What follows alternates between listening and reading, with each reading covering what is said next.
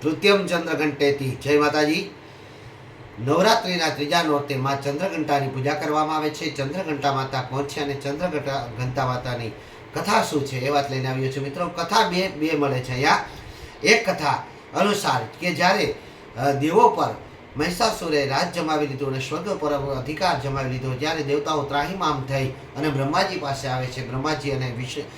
બ્રહ્માજી તેઓને વિષ્ણુ અને શિવજી પાસે લઈ જાય છે અને બ્રહ્મા વિષ્ણુ મહેશ પોતાની ઉર્જા ઉત્પન્ન કરે છે। તે ઉર્જામાંથી એક નારી ઉત્પન્ન થાય છે અને તે ચંદ્રઘંટા માતા હોય છે। તેને અનેક દેવી દેવતાઓ પોતાના હથિયારો આપે છે। કુબેર છે, સૂર્યનારાયણ છે, ઇન્દ્ર છે વગેરે જે પોતાના શસ્ત્રો હોય તે આપે છે। અહીં ભગવાન વિષ્ણુ પણ તેમને ચક્ર આપે છે અને ભગવાન ભોલેનાથ તેમને ત્રિશૂળ આપે છે અને મા ભગવતી અહીં મહિષાસુર સાથે યુદ્ધ કરવા માટે જાય છે। માતાજી ભગવતી વાઘ ઉપર સવાર હોય છે અને મા ભગવતીને 10 ભુજાઓ હોય છે। અને એક કથા એવી મળે છે કે જ્યારે ભગવાન ભોલેનાથ મા પાર્વતી સાથે લગ્ન કરવા માટે જાય છે ત્યારે તેની જાનની અંદર ભૂતો હતા, પ્રેતો હતા અને તેના સ્વરૂપો જોઈ અને અહીં માનના લોકો ડરી જાય છે। ત્યારે મા ભગવતી વિચાર કરે છે અને મા ભગવતી પોતાનું વિકરાળ સ્વરૂપ ધારણ કરીને સર્વને દર્શન આપે છે।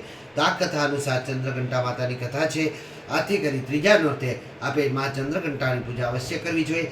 આ પૂજાની અંદર મહામંત્ર છે ઓમ એમ રીમ ક્લીમ ચંદ્રઘંટા માતાએ નમઃ। ઓમ એમ રેમ ક્લીમ ચંદ્રઘંટા માતાએ નમઃ। આપ સર્વનું કલ્યાણ થાય, મા ચંદ્રઘંટાની કૃપા આપની વસ્તી રહે તેવી શુભેચ્છા સાથે હજી સુધી મારી યુટ્યુબ ચેનલ ડૉક્ટર અજય પંડ્યાને આપણે સબસ્ક્રાઈબ ન કરી હોય તો સબસ્ક્રાઈબ કરી લેજો, બેલ આઇકનનું બટન દબાવી દેજો અને વધુ પડતો અમારા વિડીયોને શેર કરજો જેથી કરી દરેક લોકો સુધી આ વાત પહોંચાડી શકાય।